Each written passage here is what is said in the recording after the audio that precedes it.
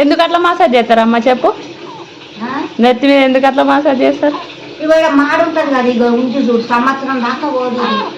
ఉంటుంది కదా మాడకు నూనె వేయాలి అప్పుడప్పుడు, మాడ సంవత్సరం దాకా ఉంటుంది. మళ్ళీ వీళ్ళు పన్నకానే అంటారు, కాళ్ళు చేతులు వంకరా కడుపు నరాలు ఇట్లా పడతాయి, అట్లా రాయాలి కదా. పన్నకానే అంటారు కదా. అవును అట్లా.